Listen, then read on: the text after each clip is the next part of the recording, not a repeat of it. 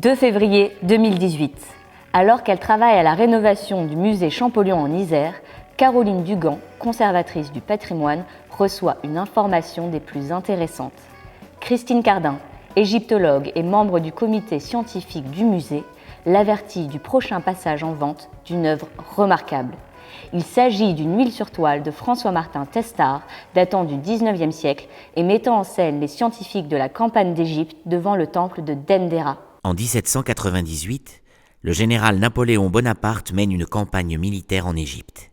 Son objectif, barrer la route des Indes orientales aux Britanniques, hostiles à la France révolutionnaire. Pour cette expédition, Bonaparte ne s'entoure pas uniquement de soldats. Parmi les hommes qui l'accompagnent se trouvent pas moins de 167 savants, ingénieurs et artistes venus étudier le territoire égyptien sous toutes les coutures. Le jeune Jean-François Champollion, futur déchiffreur des hiéroglyphes, est alors âgé de 8 ans. Il suit les avancées de l'armée et les grandes découvertes depuis la France grâce à différentes publications comme le Courrier de l'Égypte. Cette campagne marque le début d'une passion française pour l'Égypte ancienne et la naissance d'une nouvelle discipline, l'égyptologie. Les données scientifiques rassemblées par les savants sont publiées par la suite dans la monumentale Description de l'Égypte, ouvrage qui inspira François-Martin Testard. Testard, dessinateur et graveur, ne faisait pas partie de l'expédition d'Égypte. Son œuvre de peintre est aujourd'hui peu connue. Pourtant, son tableau a été présenté au Salon du Musée Royal en 1819. Qu'a-t-il de si singulier pour être exposé dans un endroit aussi prestigieux ? Voyage au cœur de cette peinture. Testard a manifestement marouflé sur toile et rehaussé à l'huile une estampe de la Description de l'Égypte représentant le temple de Dendera. L'artiste ouvre des perspectives sur le paysage égyptien et transforme le simple relevé architectural du temple en objet d'admiration et d'étude des scientifiques de l'expédition, ajouté au premier plan. Les savants de l'expédition de Bonaparte s'affairent autour du temple dédié à la déesse Hathor. Certains s'émerveillent devant l'édifice, d'autres parlent avec des autochtones. Un dessinateur, assis, effectue des relevés, pendant que des scientifiques explorent l'intérieur du temple avec leurs instruments de mesure. Cette représentation témoigne d'une vision idéaliste de l'Égypte, qui se répand après l'expédition. L'édifice est en effet représenté tel qu'il devait être dans l'Antiquité et non tel que le découvrent les scientifiques de l'expédition, à savoir partiellement ensablé. Autre aspect fascinant du tableau, le mélange entre réalisme et fiction. D'un côté, l'artiste s'appuie sur des relevés architecturaux très précis pour peindre le temple, les scientifiques, et de l'autre, il représente un décor fantasmé avec des plantes exotiques et une pyramide, alors qu'il n'en existe pas dans cette région du pays.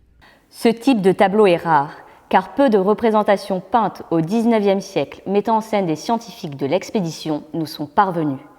Consciente d'être en présence d'une œuvre exceptionnelle, Caroline Dugan lance un processus d'acquisition pour le futur musée Champollion. L'œuvre, symbolisant la naissance de l'égyptologie, s'intégrerait parfaitement dans le parcours d'exposition. Très vite, l'avis d'experts du grand département du musée du Louvre, du musée Napoléon et de différents conservateurs confirme l'intérêt de l'œuvre. La conservatrice obtient l'aval de la commission d'acquisition du département de l'Isère. Le tableau est estimé à 20 000 € par la maison des ventes. Mais la rareté de l'œuvre peut lui faire facilement atteindre des montants importants. Une procédure exceptionnelle est alors envisagée, la préemption. Avec cette procédure, l'État donne ainsi au département de l'Isère l'autorisation de se substituer au dernier enchérisseur pour un montant maximal donné.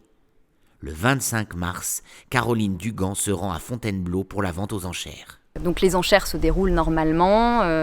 Lorsqu'on monte une préemption, on n'a pas le droit d'intervenir dans le jeu des enchères. L'œuvre a été adjugée, 40 000 €. Bon, le marteau est tombé. Et à ce moment-là, après adjudication, j'ai pu me lever et préempter l'œuvre pour le compte du département de l'Isère, grâce à cette procédure spéciale. Voilà. Et donc c'était vraiment une très belle opportunité pour ce nouveau musée. C'est la première acquisition du musée Champollion et je trouve qu'elle est assez symbolique du projet du musée puisque c'est vraiment les balbutiements de cette discipline au tout début du XIXe siècle. L'œuvre est acquise et livrée à Grenoble à l'été 2018. Démarre alors un long processus de restauration pour donner au tableau une seconde jeunesse. Chose remarquable, La toile, le châssis et le cadre de l'œuvre sont d'origine. Une fois restaurée, l'œuvre pourra rejoindre les collections du musée. Elle sera exposée dans une section consacrée à la campagne de Bonaparte. Les férus d'Égypte devront toutefois s'armer encore d'un peu de patience et attendre l'ouverture du musée à l'été 2020 pour venir l'admirer. Un dossier classé au musée Champollion, à Vif, en Isère.